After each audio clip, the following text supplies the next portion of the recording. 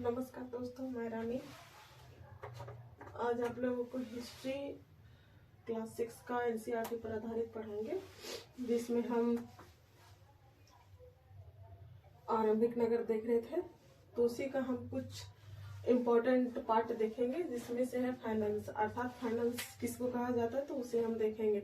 तो फाइनेंस होता क्या है, मतलब हड़प्पा काल में फाइनेंस किसे कहा जाता था। तो बालू या स्फटिक पत्थरों के चूर्ण को गोंद में मिलाकर तैयार किया जाता था। उस पदार्थ को फाइनेंस कहा जाता है। बालू और स्फटिक पत्थर हुआ करते थे, उन्हीं को चूर्ण का अर्थात उन्हें मिला दिया जाता था, तो उससे फाइनेंस बनता था। उस पदार्थ को फाइनेंस कहा जाता था। अगला है कच्चा माल। हम कुछ इम्पोर्टेंट टॉपिक देख रहे हैं, तो जिसमें है दूसरा कच्चा माल। अर्थात हड़प्पा के लोग मतलब किस प्रकार कच्चे माल का प्रयोग करते थे और उगाते थे, हम उसके बारे में देखते हैं। तो उसमें है कि जो प्राकृतिक रूप से मिलते हैं या पशुपालन, उनका उत्पादन करते हैं। मेहरगढ़ से 7000 साल पहले कपास की खेती का साक्ष्य प्राप्त हुआ, जिससे हमें ये पता चलता है कि उस समय कृषि कार्य हड़प्पा के लोग करते थे। तो कृषि कच्चे पदार्थ में आता है, अर्थात प्राथमिक सेक्टर में आता है। तो और पशुपालन भी उस समय हड़प्पा काल में हो रहा था, तो वो भी प्राथमिक सेक्टर में आता है। तो उसी को हम देख रहे हैं कच्चा माल। तो कच्चा माल के रूप अगला है कच्चे माल का आयात। अर्थात हड़प्पा के लोग किस किस चीज का, मतलब उस समय व्यापार भी चल रहा था, तो किस चीज का आयात करते थे, तो वो है और कहाँ से किया करते थे, तो वो हम देखते हैं। जिसमें है कि तांबा जो था वो राजस्थान से और योमन से किया जाता था। तांबे का जो आयात था वो राजस्थान और योमन से किया जाता था। सोना कर्नाटक से किया जाता था, और टीन और जो था वो ईरान से किया जाता था। और बहुमूल्य पदार्थ जो थे, पत्थर जो थे, वो गुजरात से किए जाते थे। तो ये सब जो चीजें थी या पदार्थ थे, वो आयात हड़प्पा में किया जाता था। अगला टॉपिक है भोजन। अर्थात वहाँ के लोग भोजन किस प्रकार से किया करते थे, तो उसके बारे में। तो हड़प्पाई लोग जानवर पालते थे और अनाज उगाते थे, पशुपालन भी करते थे और कृषि भी करते थे। क्योंकि किसी भी देश या किसी भी राष्ट्र या किसी भी सभ्यता का विकास होने का अगर आधार है तो वो कृषि और दूसरा पशुपालन है।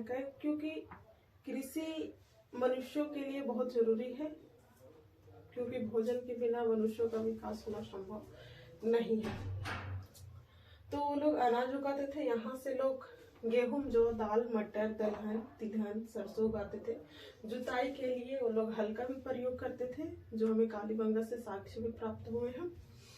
और सिंचाई के लिए जल का संचय किया करते थे, अर्थात जल को संग्रह किया करते थे सिंचाई के लिए। अगला है कि हड़प्पा के लोग गाय, भैंस, बकरियां पालते थे तथा बैर को इकट्ठा करना, मछलियां पकड़ना तथा हिरन जैसे जानवरों का शिकार करते थे। अर्थात शिकार भी करते थे, पशुपालन करते थे, जिसमें गाय, भैंस, बकरियां वगैरह सब पालते थे। अगला है टॉपिक धोलावीरा। धोलावीरा जो गुजरात में है, गुजरात में स्थित था। इस नगर को 3 भागों में बांटा गया। तो धोलावीरा के बारे में इसलिए बता रहे हैं क्योंकि हड़प्पा काल में था, सिंधु सभ्यता में हम जितने भी नगर देखते हैं उसे 2 भागों में बांटा गया था।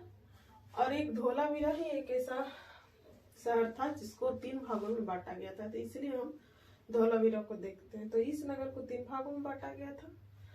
हर हिस्से के चारों ओर पत्थर की ऊंची दीवारें बनाई गई थी, अर्थात पत्थर से उनका घेरा किया गया था, ताकि धोलावीरा की रक्षात्मक दृष्टि से उसे पत्थरों से घेरा किया गया था। और इसमें बड़े बड़े प्रवेश द्वार थे। एक खुला मैदान था जिसमें सार्वजनिक कार्यक्रम आयोजित किए जाते थे। इस स्थान पर हड़प्पा लिपि के बड़े बड़े अक्षर को पत्थर में खुदा पाया गया है। अर्थात कहने का मतलब ये है कि धोलावीरा के चारों तरफ पत्थरों की बड़ी बड़ी बाउंड्रियां अर्थात दीवारें बनाए गए थे, जिससे कि धोलावीरा की रक्षा हो सके जानवरों से या युद्ध, जो उस समय युद्धरत जो लोग थे उनसे। और उसमें एक बहुत बड़ी मैदान थी जहां पर सार्वजनिक कार्यक्रम किए जाते थे। और ही साथ हड़प्पा के लिपि को एक पत्थर में बड़े बड़े अक्षरों में उत्कीर्ण किया गया है, जिसका साक्ष्य पाया गया है, लेकिन अभी तक वो लिपि पढ़ा ही नहीं गया है। अगला है लोथल। लोथल भी गुजरात में ही स्थित है, जो खंभात की खाड़ी से मिलने वाली साबरमती उपनदी के किनारे बसा था। यहाँ से लोग शंख, मुहरे, मुद्रांक तथा या मुहरबंदी भंडारगिरी मिले हैं। यहाँ से इन सब चीजों के साक्ष्य प्राप्त होते हैं। लोथल एक और कारण से भी प्रसिद्ध था, क्योंकि लोथल हड़प्पा काल का एक बंदरगाह भी था, इसलिए लोथल को याद रखना चाहिए। इन सब चीजों को देखते हुए अगला टॉपिक है कि सभ्यता का अंत, अर्थात हड़प्पा सभ्यता इतनी बड़ी नगरीय सभ्यता थी, तो उसका अंत कैसे हो गया।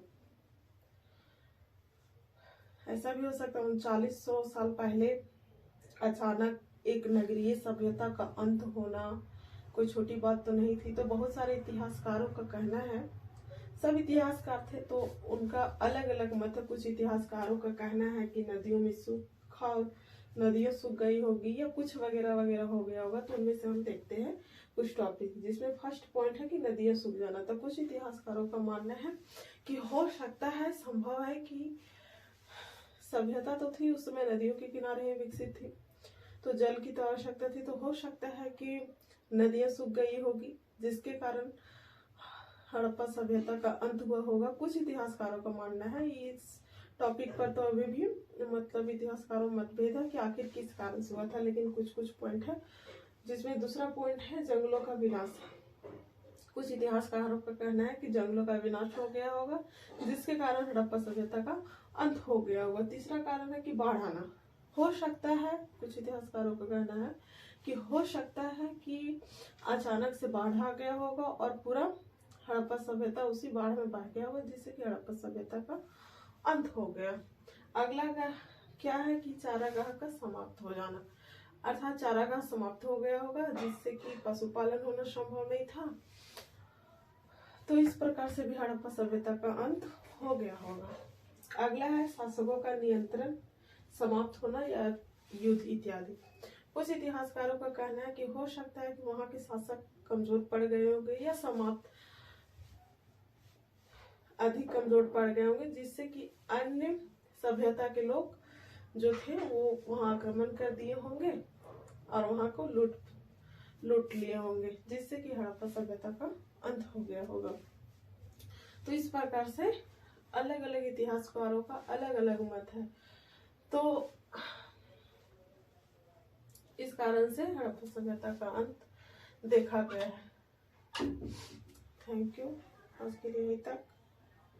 और कहीं डाउट हो कुछ